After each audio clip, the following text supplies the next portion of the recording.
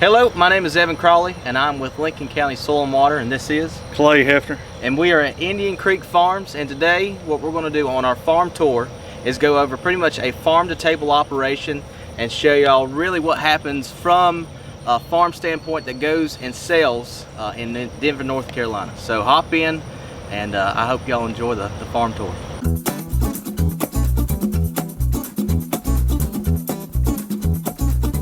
So right now we're inside of a greenhouse, and what we're looking at is probably our later seasons on really starting your plants and doing things like that. So give us a little bit of I guess what you got going on here. Kind of tell us what you got planted, at least starting here in the greenhouse. Right here we got some pumpkins and some extra cucumbers and squash plants and some watermelons. We'll use these plants to fill in from our in the field plantings. For our late season crops, we sow seed directly in the field. Whatever don't come up, we fill in with these plants here. In the early season, we'll start tomatoes in here and grow them up to size we put out in the field. What time do you start your tomatoes? We'll start usually Valentine's Day. Valentine's Day. Yep. Sounds good. So when are you hoping, if you're doing tomatoes, what I guess what days are you wanting those to be out on the early season? On the early season, set like the first week of April, and hope to pick by the really the first week of June. Okay. So on these, how many do you think are actually planted or at least started here? This is about, I'd say 1,000. 1,000. These are field trip pumpkins here. Gotcha. And how many pumpkins do you think can come off of one plant? On these field trips, probably 3. So Yeah, they're small pie-sized pumpkins. Gotcha. So 3,000, potentially 3,000 pumpkins that you're looking at. Yep. And how much space in the field would that be taking up? These will be 5 by 5 spacing, so you're looking at about 1/3 of an acre on just these 1,000 pumpkins. And really too, if we're thinking about whenever we're starting, so this is usually, especially in the early seasons, this is how they get it started. They'll start in a greenhouse, and what that does is it's really climate controlled. It keeps the soil really warm, because if you don't have warm soil, you don't really have popping the plants. They're not going to come out of the seed, and they're also going to have nutrient deficiency if the soil's not warm enough. So that's really the reason why we start here. And then from here, once they get to a certain height, so I'm guessing, are these about? Yeah, these are ready. These are ready, so they need to come out within the next day or two. So these will be just about ready to not harvest, but to put into the ground. And then, are you starting anything else after this? There won't be anything else started in the greenhouse now. That's pretty much it on it. So you're done for the seasons inside the greenhouse? Yep. All right, sounds good. So y'all can see really the start of it all, how it all works out, and then from there we're going to go on out to the field.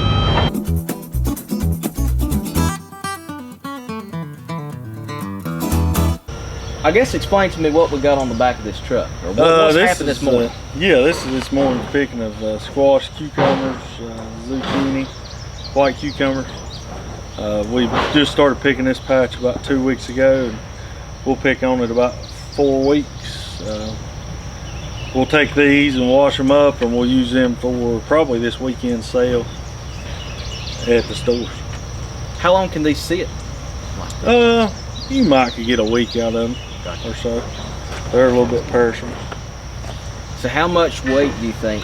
I mean, it just depends, because you got a lot more cucumbers than you do everything else. So what are you looking at weight? Do you do it by pounds or I would just kind of figure this in my head by bushels. That's kind of what I was counting to see what I had. So I'd say probably 50 bushels of cucumbers and about 20 bushels of squash, and that just give me kind of an idea of what I need to wholesale and what I can retail. So.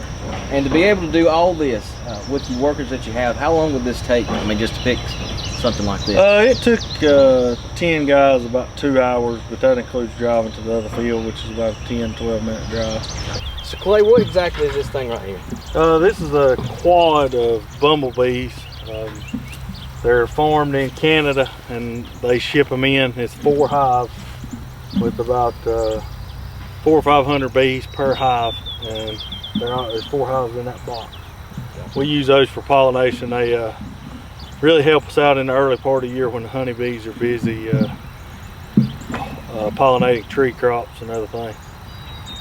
So you bought this at the beginning, I'm guessing, in the middle of your first crop on all this stuff, so that you could be able to harvest all these and be able to pollinate as much as you can for your farm, right? Yep. Gotcha.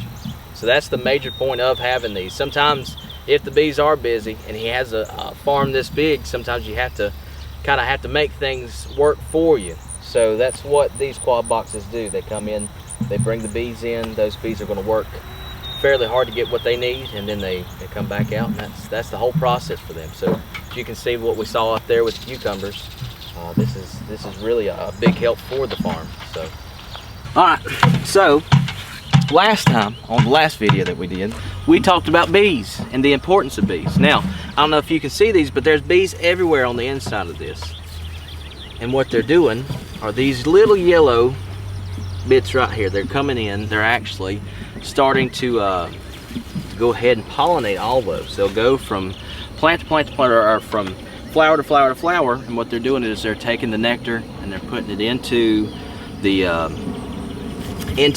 female parts of this plant, causing it to produce your cucumbers. As you can see, as the cucumber comes out, I don't know if I can find a good one, but this is actually the flower end of that cucumber. That bee has already pollinated this. It caused it to develop the produce that you see, and this is the flower end. It still stays on till the very end, and as it does, it'll fall off. But that's where it all comes from. So if you can remember from our last video, if you go back and look at it, you can actually see kind of the start of it. But that would be, you know, what you're looking at with pollination. That's how all this gets done. All these bees have to work really, really hard to produce what we got. So everything that you've seen on that back of that truck has to have the pollination. What we have here, again, is just our cucumbers. He had the bee box over on this side. It's working, it's doing what it needs to do. And then right now we've come back looking at what they've been picking, kind of going over all this stuff with his cucumbers. And the question that we've had for Clay is, why do you have the black plastic? What's the benefits of it? So the black plastic's three things: weed control, it creates a little bit of earliness because it heats up the soil, and water conservation.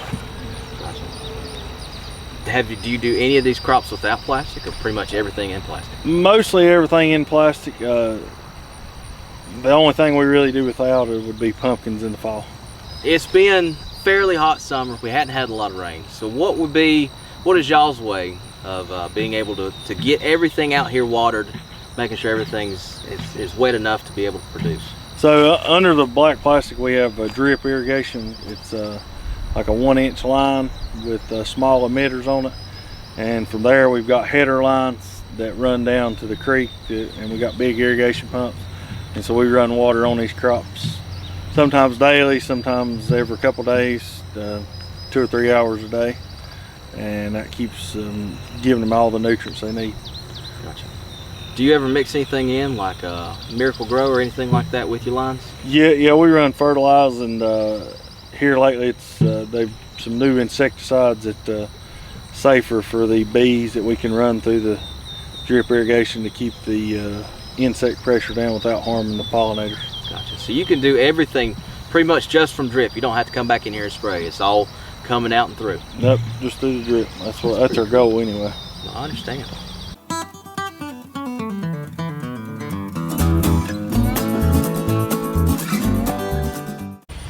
As y'all can see, these are a lot of mums behind us. All of them planted in pots. They also have, if you can see, a drip irrigation type setting on them so that they can all be watered.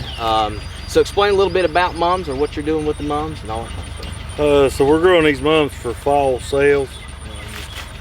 We start them in these pots, and they progress in their bloom. These down here will bloom the earliest. Those up toward the top will bloom the latest, and we'll have them for people's front porches and decorations in the fall. Gotcha. So when did you start? Did you start all these? Yeah. Gotcha. When did you start these? Mid-June. Mid-June. So they've already gotten this big since mid-June. Yep. And then what's the ideal height, or do you have? We're looking at 16 to 18 inches in width. Okay.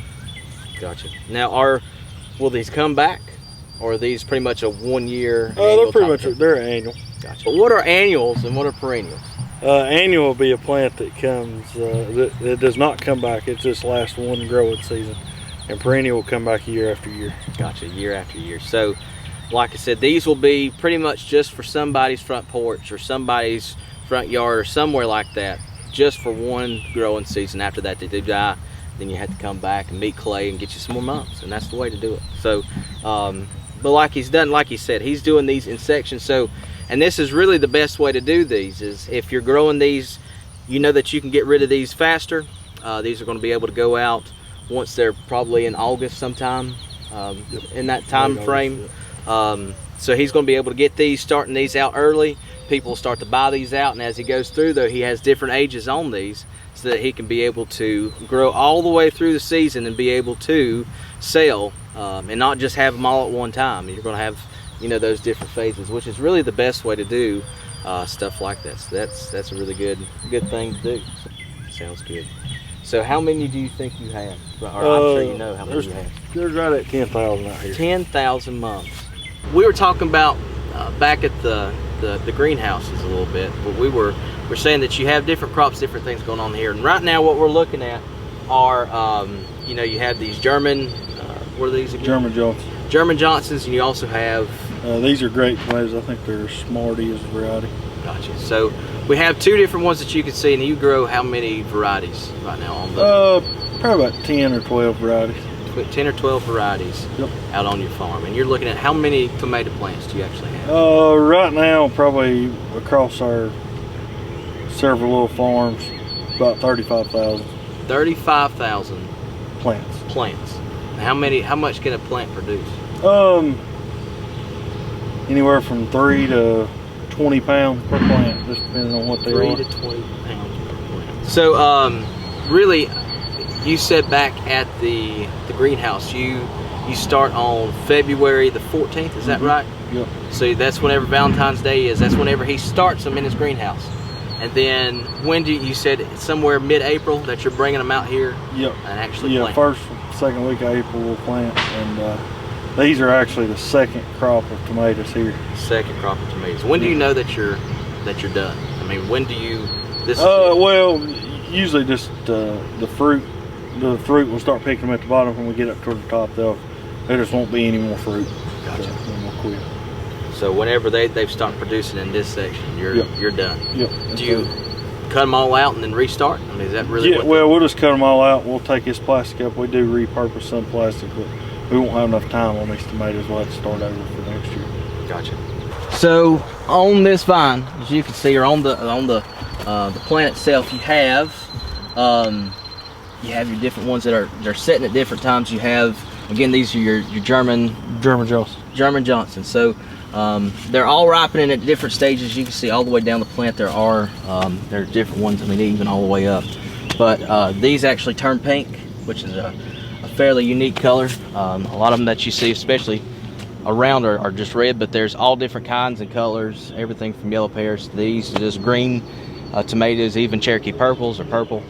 All that kind of stuff. So my question is, we're getting closer to, if you're going to have to do a whole nother crop itself, if you're doing 3 or 4, you're pushing into a later season, which means that at some point there's going to be a lot of frost. What do you do in the fall seasons if a frost actually comes? Do you pick them green, or? Yeah, if there's going to be a frost coming, we'll pick them. We'll go in and green the crop, what we call it, and we'll store those, and they'll ripen over time. And gotcha. We'll have them a little bit later than. So if you pick, let's say we're out in October, and this was the time this is still producing. Yeah. You could pick them at this stage. How long would it take? How long could you store it, and how long would it take for that to actually turn into that? A week or two. A week or two. Depending on how cool you keep them. Gotcha. All right, so there are a lot of varieties of crops on the Hefner farm. As you can see, this is another one that he has. These are all beans.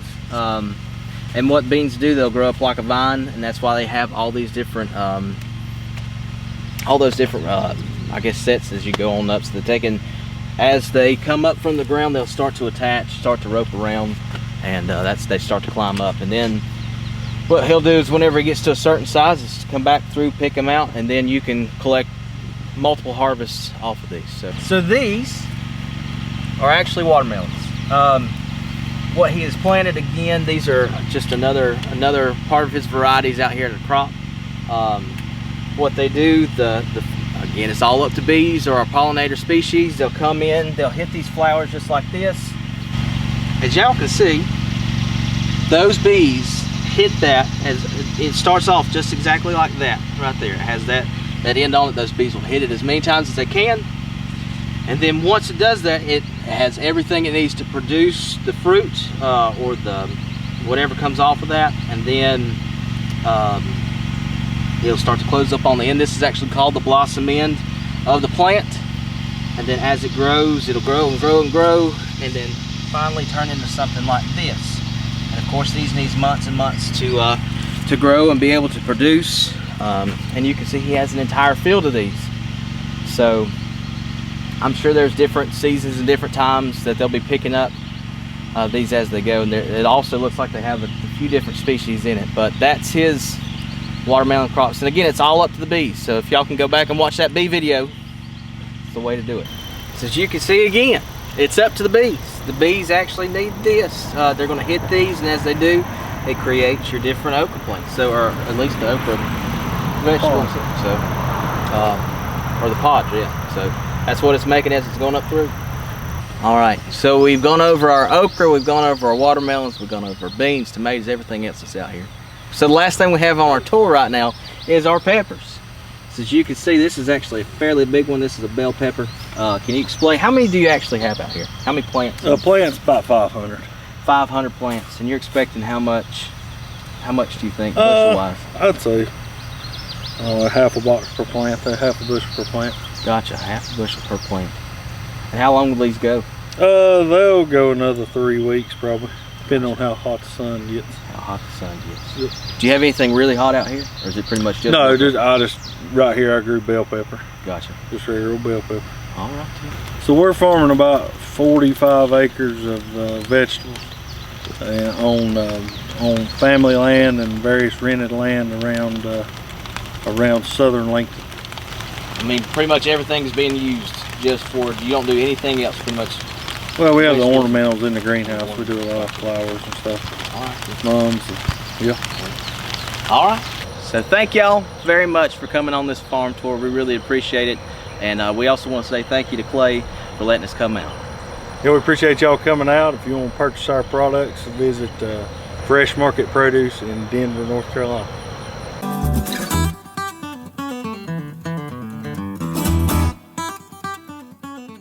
So we are now at the Fresh Market out here. It's right off 16, real close to 150. But you can see this is pretty much we were already out in the field. Now we're at the stand. So it's a farm to table whole thing. So if you want to introduce yourself a little bit and tell us a little bit, I guess, about the whole operation. So my name's Hannah. I am the store manager here at Fresh Market Produce. So right now we are getting in a new load of produce. So you'll see the guys are going to come out here. They're going to stock our tables up, and then that usually happens throughout the day. Gotcha. So of what we see out here, how much has he actually grown, and is he selling? I guess just tell in front where she can see. So right now, as you see above us, these are lantana hanging baskets. They are Clay usually grows these most of the time throughout the year. He's done those. He usually does a lot of other flowers as well, geraniums. We don't really have any of those right now. And then shortly after, in the next 2 weeks, we'll be getting our own cantaloupes and watermelons. So now we're in the store. We're, I guess, looking over everything that he's got in here. Can you explain a little bit, really, how long has this store been here? So this store has only been here for 4 months now. This is our second location. Our first location is in Hickory, and it's been there for 5 years.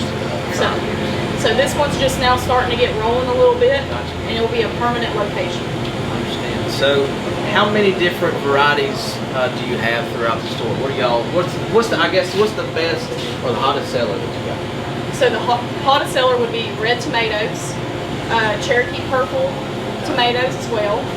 They're a good slicing tomato for sandwiches, and then bicolor corn, which is also known as peaches and cream. Gotcha. Okay. And then white cucumbers. White cucumbers. Gotcha. And what else? Can we just go over the table and kind of look? Yeah. Is that something? So On this table, we have a different variety of apples. We get those starting in the fall out of Asheville or Hendersonville. And then a lot of this other stuff comes out of Columbia, which is a farmer's market. So that's where we get our citrus, our potatoes, and then a lot of our onions as well. Again, what else, aside from pretty much everything we see edible-wise, what else do y'all sell and what do y'all do? We carry a lot of different jarred goods, a lot of local stuff as well. So Tim's Salsa, which is right here, he is out of Lincoln County, which is still local. It's what we try to do. A lot of the jarred goods are made out of in Dutch Kettle, which is in Hamptonville. Clay also has an Uncle Walt who does our honey as well. So we have regular honey and honey with the comb. Then we come on down through here. Staney's Pickles, which is still out of Lincoln County. That's really what he's known for. And then keep on coming. We have different jams, butters, and soups as well. So just a good variety of stuff down through here. Gotcha. And then as we go to the freezers, not only do they have the regular old produce and also the canned stuff, but they actually make or have and sell food. So what you have, what's the best, I guess, in there? So the frozen meals are Pasta and Provision. It's a company out of Charlotte. So the best one in here is the baked manicotti and the vodka cream sauce. So we also have, and this is probably going to be my favorite one out of the whole thing, they actually have a few desserts, so if you want to go ahead. So Mrs. Pumpkins is out of Winston-Salem. They do our chicken pies, which is, they're really good and delicious. They also do different beef pot pies, and the different desserts are the lemon chess, a chocolate chess, and a peanut butter cheesecake. So pretty much everything she is highlighting right now is really locally grown, locally made products, and really a lot of that goes with Dr. BNC. So is that one of y'all's goals, I guess, as a farm store? So a lot of times we have been trying to roll into everything NC or North Carolina made. Gotcha. So if you could look at Got to Be NC, that's where we get a lot of our products at. We find, we look up and search for basically the best stuff to have in the store. Gotcha. That's great. And it sounds too like they're also getting a lot from Lincolnton as well, with our producers in and around Lincolnton. So that's really a great thing for us, and also for the county to have something like that. So as we saw whenever we were out on the farm, there were a lot of different things that we are actually seeing. So we had zucchini, these were picked up.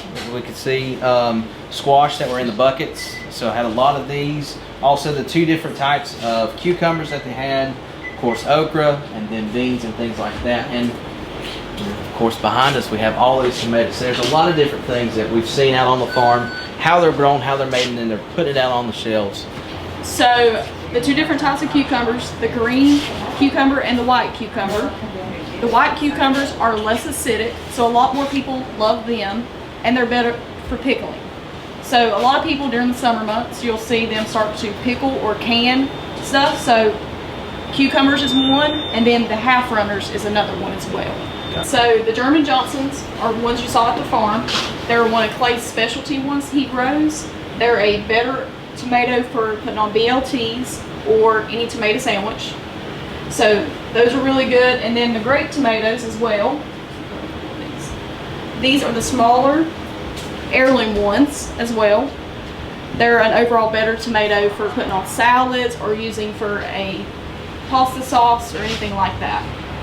This is our tour with the Fresh Market over here in Denver, North Carolina. And this is Taylor. And this is Hannah.